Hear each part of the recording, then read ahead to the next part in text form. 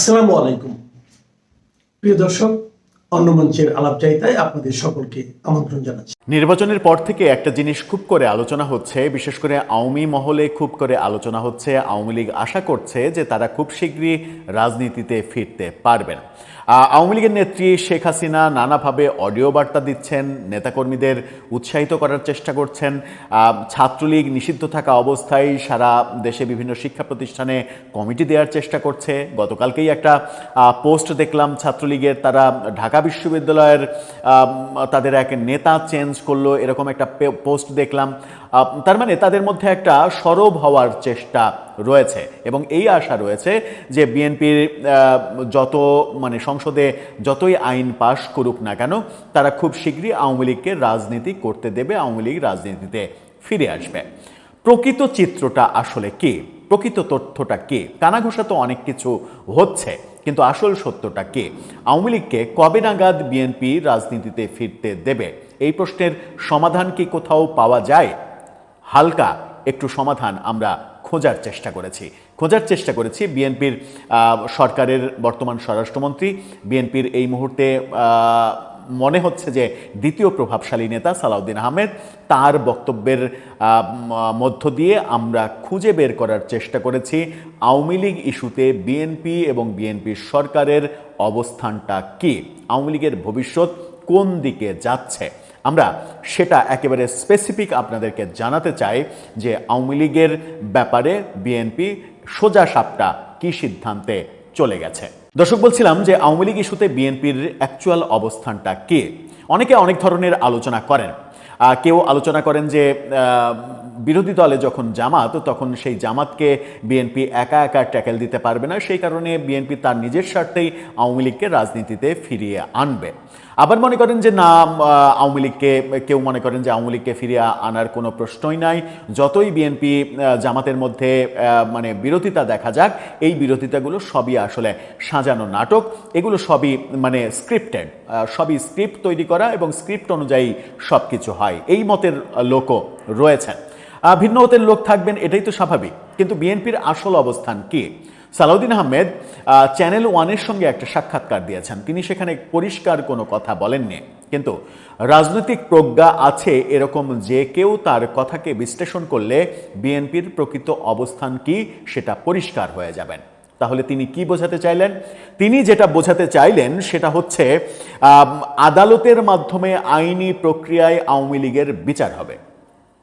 অর্থাৎ যে প্রক্রিয়া এখনো শুরু হয়নি, সেই প্রক্রিয়াতে আওয়ামী লীগের বিচার হবে এবং আওয়ামী লীগের নিষেধাজ্ঞার ক্ষেত্রে, নির্বাহী আদেশে নিষেধাজ্ঞা দীর্ঘায়িত করার জন্য যে আইন, যে বিল পাশ করা হয়েছে, সেই বিল পাশ করারও অন্যতম কারণ আদালতের মাধ্যমে আওয়ামী লীগের বিচার করা। আদালতে আওয়ামী লীগের বিচার করলে বিচারের রায় কি হবে সেটা কি সালাউদ্দিন আহমেদ আগে থেকে জানেন, কিংবা আমরা কি আগে থেকে জানি? কারোরই তো আগে থেকে জানার কথা নয়। তাহলে বিচারের রায় যেটা হওয়ার সেটাই হবে, নাকি বিচারের রায়ও নির্ধারণ করে দেয়া হবে? সেখানেও একটা বড় প্রশ্ন রয়েছে। তিনি স্পষ্ট যেটা বলার চেষ্টা করেছেন এবং এই কথা বলার মাধ্যমে যেটা স্পষ্ট করতে চেয়েছেন সেটা হচ্ছে যে আওয়ামী লীগকে জনগণ চায় না, সেই সিদ্ধান্ত জনগণ গত ভোটে দিয়ে দিয়েছে। অর্থাৎ গত ভোটের যে রেজাল্ট হয়েছে, সেই রেজাল্টে তিনি ভাবছেন যে বিএনপিকে 2/3 আসনে বিজয়ী করা, এটা জনগণের একটা সিদ্ধান্ত যে জনগণ আর আওয়ামী লীগকে চায় না, জনতা এরই মাঝে দিয়ে দিয়েছে। এবং তিনি আরও এটাকে যদি আরও এলাবোরেট করা যায় তার এই কথার ব্যাখ্যা হিসেবে, তাহলে বোঝা যায় যে 24-এর 5 আগস্টই জনগণ বলে দিয়েছে আওয়ামী লীগকে চায় না। কিন্তু আমরা যদি 24-এর 5 আগস্টে আওয়ামী লীগের জনপ্রিয়তা চিন্তা করি, 2 বছর পরে আওয়ামী লীগের জনপ্রিয়তা চিন্তা করি, সেখানে কিন্তু আমরা আকাশ পাতাল একটা তফাৎ দেখতে পাই। এটা আপনি স্বীকার করুন আর না করুন, এটাই সত্য। 2024-এর 5 আগস্টে পতনের সময় আওয়ামী লীগের জনপ্রিয়তা শূন্যের কোটায় প্রায় পৌঁছে গিয়েছিল, কিন্তু সেটা প্রফেসর ইউনূসের মেটিকুলাস ব্যর্থতার কারণে এবং আওয়ামী লীগের চাইতেও খারাপ কাজ করার জন্য আওয়ামী লীগের উপরে মানুষের আস্থা ফিরতে শুরু করেছে এবং মানুষ এক ধরনের মনে করেছে যে ইউনূসের চাইতে তাহলে হাসিনাই ভালো ছিল। এই ভাবনায় আওয়ামী লীগের জনপ্রিয়তা অনেক বেশি তৈরি করতে সক্ষম হয়েছে। এই মুহূর্তে আওয়ামী লীগের যে ভোট ব্যাংক, এর আগে যেটা ভাবা হচ্ছিল 35 থেকে 40% ভোট ব্যাংক রয়েছে, সেই ভোট ব্যাংকের কাছে কিন্তু আওয়ামী লীগ আবার পৌঁছাতে পেরেছে। এবং কোনো কোনো ক্ষেত্রে ব্যাপারটা আরও বেড়ে যাবে যদি বর্তমান সরকার কোনো কাজের ক্ষেত্রে, সরকার চালনার ক্ষেত্রে ব্যর্থতার পরিচয় দেয়। সেটা নির্ভর করছে সরকারের ব্যর্থতা সফলতার উপরে, যে আওয়ামী লীগের জনপ্রিয়তা আরও বাড়বে নাকি যে অবস্থায় এসেছে সেই অবস্থায় স্থির থাকবে। কিন্তু তাদের জনপ্রিয়তা যে 5 আগস্ট 2024 থেকে এখন 26-এ এসে অনেক বেড়েছে, এটা আপনি নিখাদ শত্রু হলেও স্বীকার করতে বাধ্য, এটা বাস্তবতা। তাহলে জনগণ যে রায় দিয়েছিল 2024-এর 5 আগস্ট, সেই রায়টা আমরা আসলে রাখতে পারিনি, ধরে রাখতে পারিনি, সেই রায়ের মর্যাদা ধরে রাখতে পারিনি।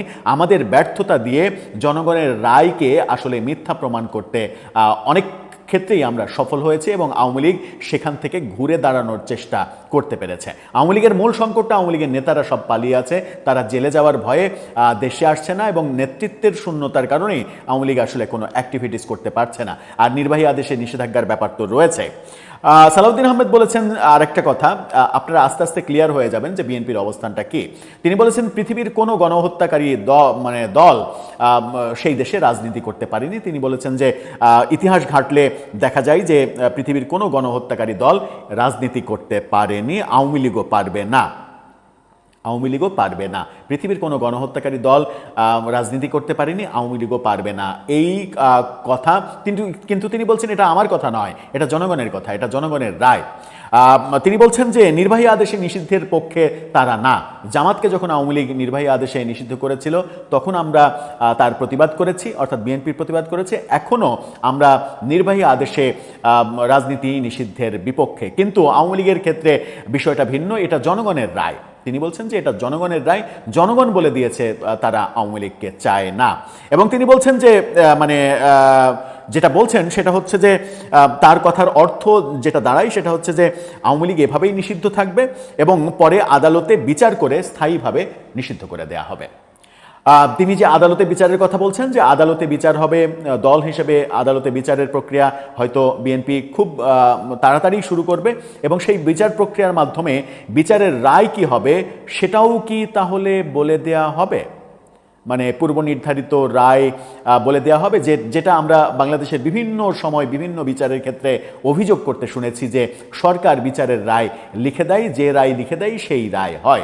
এমনকি যে সর্বশেষ শেখ হাসিনার যে ফাঁসির আদেশ দেওয়া হলো আন্তর্জাতিক অপরাধ ট্রাইব্যুনালে, সেখানেও আওয়ামী লীগের পক্ষ থেকে অভিযোগ করা হয়েছে যে ইউনূস সরকার যমুনায় বসে থেকে রায় লিখে দিয়েছেন, ওটা শুধু আদালতে পাঠ করা হয়েছে। এই অভিযোগটা আমরা শুনেছি। শেখ হাসিনার আমলে যুদ্ধাপরাধীদের বিচারের ক্ষেত্রে ওই একই অভিযোগ করার চেষ্টা আমরা দেখেছি। সুতরাং এই ক্ষেত্রে সেই অভিযোগ থেকে সরকার মুক্ত হতে পারবে কিনা সেটা একটা গুরুত্বপূর্ণ প্রশ্ন। কিন্তু সালাউদ্দিন আহমেদের বক্তব্য বুঝে, ইনডাইরেক্ট এই কথামালা খুঁজে বুঝে এবং বিশ্লেষণ করে আমার যেটা বদ্ধমূল ধারণা হয়েছে সেটা হচ্ছে যে বিএনপি তার জায়গায় একেবারে ফাইনাল ডিসিশন নিয়ে নিয়েছে, আওয়ামী লীগকে তারা অন্তত তাদের এই মেয়াদে রাজনীতিতে ফেরাবে না এবং সেটা আইনিভাবেই তারা করবে, আদালতের মাধ্যমেই করবে। আদালতে আওয়ামী লীগের বিচার করে আওয়ামী লীগকে একটা সন্ত্রাসী দল হিসেবে আখ্যা দিয়ে নিষিদ্ধ করার প্রক্রিয়ার দিকেই বিএনপি যাচ্ছে। তাতে কি তাদের মঙ্গল হবে নাকি তাতে করে দেশে বড় ধরনের অরাজকতা তৈরি হবে সেটা সময়ই বলে দেবে। দর্শক, আপনার কাছে সেই প্রশ্ন জানিয়ে লিখতে পারেন আমাদের কমেন্ট বক্সে। আজকের বিষয়, সীমান্তে কাঁটাতারের বেড়া দিতে পশ্চিমবঙ্গের নতুন সরকারের উদ্যোগ এবং বাংলাদেশের যুদ্ধ উন্মাদনা। আপনারা সকলে ইতিমধ্যে জেনেছেন যে পশ্চিমবঙ্গের নতুন সরকার, শুভেন্দু অধিকারীর নেতৃত্বে যে সরকার এই মুহূর্তে রাজ্য শাসন করছে, তারা তাদের প্রথম মন্ত্রিসভার প্রথম বৈঠকে অনেকগুলি সিদ্ধান্ত করেছে। তার মধ্যে একটি সিদ্ধান্ত বাংলাদেশ সংক্রান্ত, সেটি হচ্ছে যে বাংলাদেশ সীমান্তে যে কাঁটাতারের বেড়া দেওয়ার সিদ্ধান্ত ভারত সরকার নিয়েছে, সেই সিদ্ধান্তের রেশ ধরে পশ্চিমবঙ্গ সরকার সিদ্ধান্ত নিয়েছে যে যেটুকু অংশ, পশ্চিমবঙ্গের যেটুকু অংশে সীমান্তে এখনো কাঁটাতারের বেড়া জমি সংক্রান্ত কারণে দেওয়া সম্ভব হয়নি, সেইখানে দ্রুত তারা জমি ব্যবস্থা করবে এবং মুখ্যমন্ত্রী শুভেন্দু অধিকারী তিনি বলে দিয়েছেন যে ৪৫ দিনের মধ্যে ভারতীয় সীমান্তরক্ষী বাহিনীর হাতে তার সরকার প্রয়োজনীয় জমি তুলে দেবে। এই জমির পরিমাণ আনুমানিক ৬০০ একর। এই ৬০০ একর জমি এমন নয় যে কোনো একটি জায়গাতে নেওয়া হবে। লম্বা সীমান্ত প্রায় ৫৬৩ কিলোমিটার অঞ্চল আছে, যেখানে এখনো কাঁটাতারের বেড়া দেওয়া যায়নি। এই ৫৬৩ কিলোমিটার হচ্ছে সীমান্তটি পশ্চিমবঙ্গ এবং বাংলাদেশের মধ্যে। বাংলাদেশের সঙ্গে ভারতের সীমান্ত আছে পশ্চিমবঙ্গ ছাড়াও অসম, ত্রিপুরা, মেঘালয় এবং মিজোরাম। এবং এর মধ্যে সবচেয়ে কম সীমান্ত এলাকা হচ্ছে অসমের সঙ্গে, আর সবচেয়ে বেশি হচ্ছে পশ্চিমবঙ্গের সঙ্গে। এখন এই যে সিদ্ধান্ত পশ্চিমবঙ্গ সরকার যে সিদ্ধান্তটি নিয়েছে, সেটা সদ্য অনুষ্ঠিত নির্বাচনেও এই প্রসঙ্গটি বারে বারে এসেছিল যে বিগত সরকার অর্থাৎ মমতা বন্দ্যোপাধ্যায়ের সরকার তারা সময় মতো জমি দিতে পারছিল না। এই অভিযোগ বারে বারে কেন্দ্রীয় সরকার এবং বিভিন্ন এজেন্সির তরফে বলা হচ্ছিল। এই নিয়ে মামলা মোকদ্দমাও হয়েছিল। এবছর জানুয়ারিতেই কলকাতা হাইকোর্ট একটা সময় নির্ধারণ করে দেয়, সেটি হচ্ছে যে ৩১শে মার্চের মধ্যে এই জমি দিতে হবে। কিন্তু ৩১শে মার্চ ওই সময় পশ্চিমবঙ্গের নির্বাচনের কার্যক্রম চলছিল, স্বভাবতই সকলেই নির্বাচনের কাজে ব্যস্ত ছিলেন। তাই নির্বাচন মিটতেই নতুন সরকার এই ব্যাপারে তাদের সিদ্ধান্তের কথা জানিয়েছে যে ১.৫ মাসের মধ্যে জমি দিয়ে দেওয়া হবে। এখন এই যে কাজটি, এই কাজটি নিয়ে বাংলাদেশ থেকে নানা রকম প্রতিক্রিয়া আসছে। এই প্রতিক্রিয়ার মধ্যে দুটো মৌলিক ফারাক আছে। একটি হচ্ছে যে বাংলাদেশের স্বরাষ্ট্রমন্ত্রী সালাউদ্দিন আহমেদ, তাকে সাংবাদিকেরা জিজ্ঞাসা করেছিলেন। এই প্রসঙ্গে বলে রাখি যে গতকাল দুপুরে শুভেন্দু অধিকারীর যে সাংবাদিক বৈঠক, যেখানে তিনি এই জমি সংক্রান্ত বিষয়টি প্রথম বলেন, সেটা নিয়ে বাংলাদেশের মিডিয়াতে খুব বড় করে গুরুত্ব দিয়ে খবর প্রচার করা হয়েছিল। এরপরে সালাউদ্দিন আহমেদকে সাংবাদিকেরা তার প্রতিক্রিয়া চেয়েছিলেন। তিনি কিন্তু বলেছিলেন যে একটি রাজ্য সরকারের সিদ্ধান্ত নিয়ে বাংলাদেশ সরকার কোনো প্রতিক্রিয়া দেবে না। ভারত সরকার অর্থাৎ কেন্দ্রীয় সরকার, ভারতের কেন্দ্রীয় সরকারের সঙ্গে প্রয়োজনে এই বিষয়ে আলোচনা করা যেতে পারে। কিন্তু বাংলাদেশের আরেকজন গুরুত্বপূর্ণ ব্যক্তি বাংলাদেশ প্রশাসনের, তিনি বাংলাদেশের মুখ্যমন্ত্রী তারেক রহমানের বিদেশ বিষয়ক উপদেষ্টা হুমায়ুন কবির, তার বক্তব্য কিন্তু সম্পূর্ণ ভিন্ন ছিল। তিনি যেমন একটি কথা তো খুবই প্রচারিত হয়েছে, মিডিয়ার শিরোনাম হয়েছে যে কাঁটাতারে বাংলাদেশিরা ডরায় না, বাংলাদেশ সরকার ডরায় না। এছাড়া তিনি বেশ কিছু সীমান্ত সংক্রান্ত অতীতের বিবাদ, হত্যাকাণ্ড, এই সমস্ত বিষয়ে তিনি তুলে এনেছেন। তিনি যেটা বলতে চেয়েছেন যে এই যে সিদ্ধান্তটি শুভেন্দু অধিকারী সরকার নিয়েছে, এই সিদ্ধান্তের প্রতিক্রিয়াটা তার দিক থেকে খুব নেতিবাচক। এবং এই যে আমরা ডরাই না, বাংলাদেশ ডরায় না, বাংলাদেশিরা ডরায় না, এই কথাগুলোর সত্যি কোনো প্রয়োজন ছিল কিনা, এটাই কিন্তু একটা গুরুত্বপূর্ণ বিষয়, গুরুত্বপূর্ণ প্রশ্ন যে এই কথাগুলি কেন আনা হলো। বাংলাদেশের অভ্যন্তর থেকে জামায়াতে ইসলামী তারাও খানিকটা এই ধরনের কথাবার্তাই বলার চেষ্টা করেছে যে সীমান্তে কাঁটাতারের বেড়া দিতে গিয়ে যদি কোনো ধরনের সমস্যা হয় তাহলে কেউ হাত গুটিয়ে বসে থাকবে না। আবার নতুন যে দল জাতীয় নাগরিক পার্টি, তারাও খানিকটা জামাতের সুরেই ভারত বিরোধী কথাবার্তা বলেছে যে এটা অশান্তি তৈরির চেষ্টা। এই ধরনের নানাবিধ কথা তাদের বক্তব্য থেকে এসছে, যেখান থেকে এটা বোঝা যাচ্ছে যে একটা, যেটা আমরা মোহাম্মদ ইউনূসের সরকারের সময় দেখেছিলাম যে সরকারের একাংশ এবং রাজনৈতিক দলগুলির একাংশ যারা একটা যুদ্ধ উন্মাদনা, ভারতের বিরুদ্ধে একটা যুদ্ধ উন্মাদনা তৈরি করার লাগাতার প্রয়াস সেখান থেকে তৈরি হয়েছিল। এটাও ঠিক যে এর প্রতিক্রিয়ায় ভারতের দিক থেকেও নাগরিক পর্যায়ে কিন্তু কতগুলি প্রতিক্রিয়া তৈরি হয়েছিল, যে এখান থেকেও কিছু অবাঞ্ছিত প্রতিক্রিয়া শোনা গিয়েছিল। কিন্তু গতকাল অর্থাৎ সোমবার পশ্চিমবঙ্গ সরকার যে সিদ্ধান্ত নিয়েছে, সেই সিদ্ধান্ত নিয়ে বাংলাদেশের তরফে সরকারিভাবে না হলেও একজন সরকারি ব্যক্তি তিনি যেভাবে প্রতিক্রিয়া দিয়েছেন, সেই প্রতিক্রিয়াটি কিন্তু অনেকের কাছেই মনে হয়েছে যে এটা অনাকাঙ্ক্ষিত। তার কারণ একটা রাষ্ট্রের সিদ্ধান্তে, এই সিদ্ধান্ত এমন নয় যে বাংলাদেশের জমি দখল করে সেখানে কাঁটাতারের বেড়া দিয়ে দেওয়া হবে। ভারত কাঁটাতারের বেড়া ভারতের জমির ওপরেই দেবে। সেই কারণেই পশ্চিমবঙ্গ সরকারকে বলা হয়েছে যে জমি অধিগ্রহণ করে দিতে, বা প্রয়োজনে যেখানে জমি কেনা দরকার সেখানে কেনাকাটার কাজটা যাতে রাজ্য প্রশাসন করে দেয়। এখন এই যে কাঁটাতারের বেড়া, এই কাঁটাতারের বেড়া দেওয়ার সিদ্ধান্তটি কিন্তু মোটেই নতুন নয়। এই কাজটা ধারাবাহিকভাবে করা সম্ভব হয়নি, এটা একটা ভারতের অভ্যন্তরীণ সমস্যা। কিন্তু এই পরিকল্পনাটি কিন্তু নতুন নয়, এটা 8-এর দশকের গোড়ায় যখন শ্রীমতী ইন্দিরা গান্ধী ভারতের প্রধানমন্ত্রী, তখন থেকে এই আলোচনার সূত্রপাত যে বাংলাদেশের সঙ্গে সীমান্তে কাঁটাতারের বেড়া দিয়ে দিতে পারলে একটা স্থায়ী সমাধান হবে।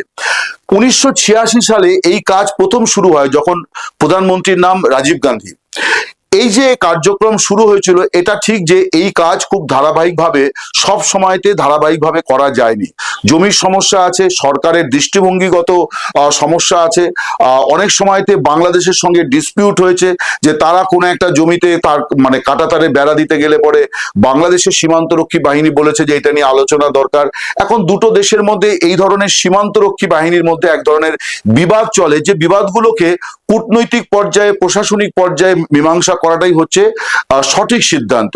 কিন্তু সেইটাকে নিয়ে যদি রাজনীতি শুরু করা হয়, তাহলে যেটা হয় যে দুদেশের সম্পর্ক বিনষ্ট হয়।